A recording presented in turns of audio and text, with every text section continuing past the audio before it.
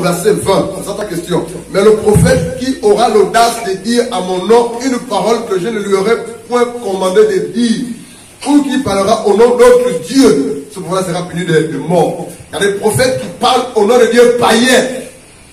Par conséquent, tout ce qu'ils disent n'est pas de Dieu, tout ce qu'ils font n'est pas de Dieu. Il y a des prophètes qui disent des paroles qui ne viennent pas de Dieu.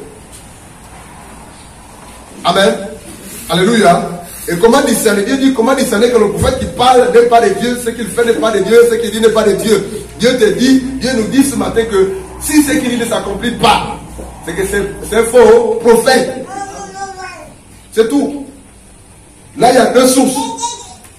Il parle au nom de faux dieux. Les musulmans parlent au nom d'un faux Dieu. Alléluia. Les gangas, les bouddhistes, les devins. Voilà quoi. Comme c'est qui est à la 2 là, la chaîne 2 là qui fait avec les cartes, les étoiles, comment on appelle là. Madame de Dieu, quelque chose, je ne sais pas trop quel est son nom.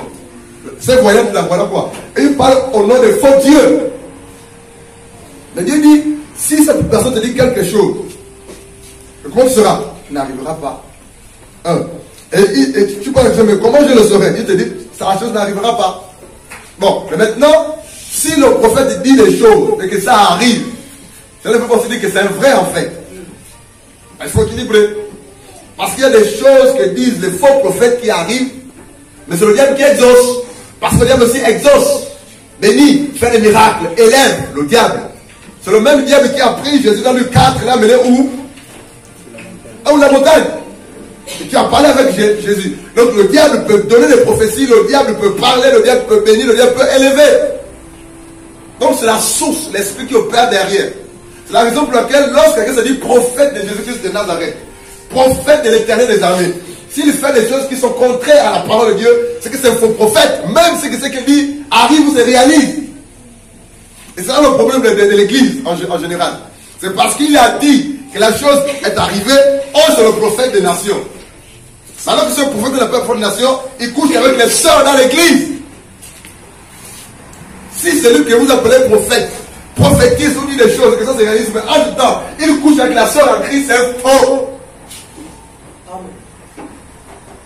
Le prophète que vous appelez prophète là, il prie pour les personnes, il y a des guérisons de délivrance. Mais en même temps, il couche avec les sœurs, il escroque, il a les fétiches. Et ça, tu le sais parce qu'il te l'a dit. Et tout le monde en parle.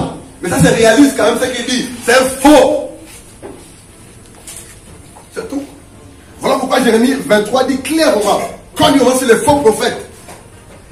Jérémie 23 en parle. Ézéchiel, il dénonce les faux prophètes. Michée également. En fait, le prophète de Yahweh, le prophète de l'Éternel, c'est celui-là qui enseigne la parole de Dieu. Le prophète de Dieu authentique ne te prêche que la parole de Dieu. Voici la première prophétie de la parole de Dieu. Le prophète de Dieu, c'est lui qui est appelé de Dieu par la grâce de Dieu pour le salut des âmes. Il amène les cœurs des païens à Dieu pour la repentance en vue de leur salut. C'est ça le rôle des prophètes. Le prophète de Dieu par la grâce de Dieu dénonce le péché.